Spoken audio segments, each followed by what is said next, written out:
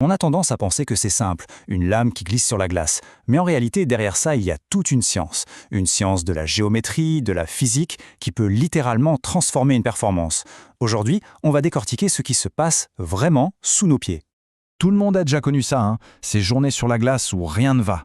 Cette sensation que les jambes pèsent une tonne, que l'équilibre est super instable. Et si la solution n'était pas forcément dans plus d'entraînement, mais dans un tout petit ajustement des lames? Faut bien s'imaginer une chose. Absolument tout passe par cette fine bande de métal. C'est l'unique point de contact, le lien direct entre l'intention et le mouvement. C'est la clé de voûte de la performance, et pourtant, bien souvent, on y prête à peine attention. Bon, alors, entrons dans le vif du sujet. Pour vraiment tout comprendre à l'affûtage, il y a deux concepts géométriques à maîtriser. Ce sont, en quelque sorte, les secrets qui régissent chaque sensation qu'on a sur la glace. La distinction est simple, mais elle est fondamentale. D'un côté, on a le rocker, aussi appelé le berceau. Ça, c'est la courbe sur la longueur. Pour visualiser, pensez une chaise à bascule. De l'autre côté, on a le hollow, le creux. C'est la rainure en dessous qui va créer l'écart. Là, l'image, c'est plutôt un canoë. Le premier gère l'équilibre d'avant en arrière, le second gère la croche sur les côtés. Deux réglages totalement indépendants. Pour se représenter le berceau, le plus simple, c'est d'imaginer un cercle gigantesque, mais vraiment immense. La courbe de la lame, en fait, ce n'est qu'un tout petit segment de ce cercle.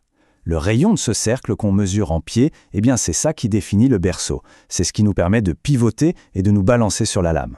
Ici, c'est un exemple parfait de compromis. Un berceau de 7 pieds, c'est plus courbé. Ça veut dire moins de lames en contact avec la glace. C'est un peu comme une voiture de sport, hyper agile, parfait pour les virages serrés en danse. A l'inverse, un berceau de 8 pieds est plus plat. Il maximise le contact. Ça donne la stabilité nécessaire pour la vitesse et surtout pour l'atterrissage des sauts.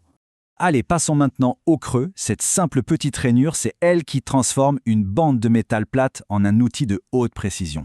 C'est ça qui crée les deux quarts, l'intérieur et l'extérieur, qui vont venir mordre la glace. Et sa profondeur, eh bien, elle est directement liée au rayon de la meule qui vient la creuser. Et voilà, on touche au cœur du sujet. Quand on parle du creux, on ne peut pas tout avoir. Chaque choix est un équilibre hyper délicat entre une accroche agressive, qu'on appelle le mordant, et une vitesse sans effort, la glisse. C'est le grand dilemme de chaque patineur et de chaque technicien.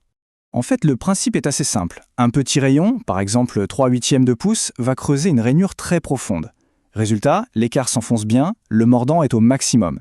C'est top pour les virages agressifs, mais la friction est telle que ça ralentit la glisse. À l'opposé, un grand rayon, comme 3/4 de pouce, donne un creux presque plat. Là, la lame flotte sur la glace, on a une glisse maximale, mais ça demande une technique irréprochable pour ne pas déraper. Bon, alors comment on choisit? La vérité, c'est qu'il n'y a pas de réponse toute faite. C'est une formule totalement personnalisée, un réglage fin qui va dépendre entièrement de la personne et des conditions. Plein de variables entrent dans l'équation. Le poids, évidemment, la température de la glace, la discipline, le style, tout ça joue un rôle.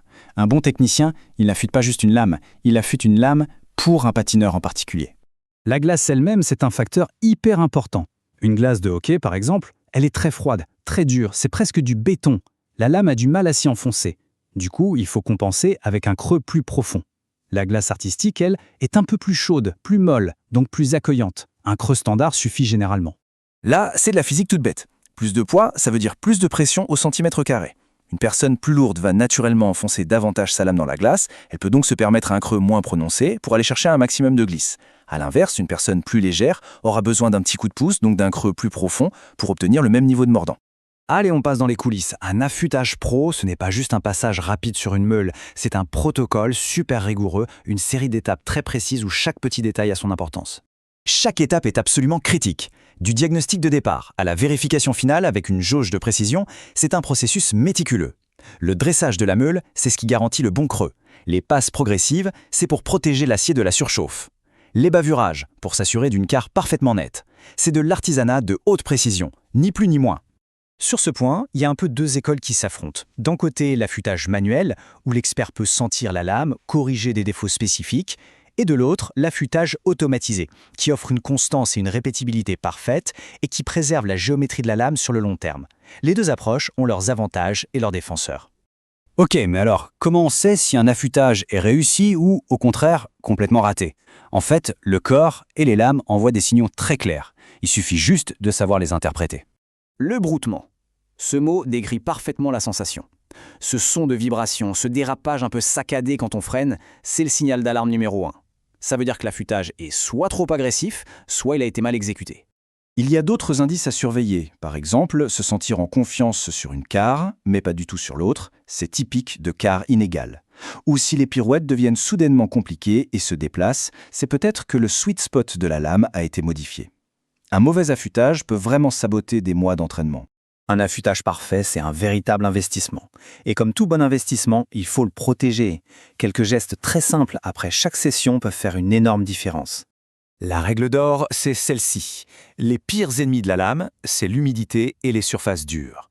Donc il faut toujours, mais vraiment toujours, porter des protège-lames rigides quand on marche hors de la glace. Et dès qu'on sort, le réflexe crucial, c'est d'essuyer les lames jusqu'à ce qu'elles soient parfaitement sèches, puis de les ranger dans des couvre-lames en tissu qui vont absorber toute l'humidité qui reste. C'est aussi simple que ça. Au final, l'affûtage, ce n'est pas une corvée, c'est un réglage de performance.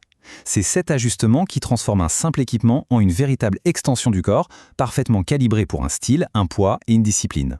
La prochaine fois sur la glace, il faudra y prêter attention. Écouter le son de la lame, ressentir l'accroche dans les virages, la fluidité de la glisse, et se poser la question, cet affûtage, est-ce une aide ou est-ce que c'est un obstacle?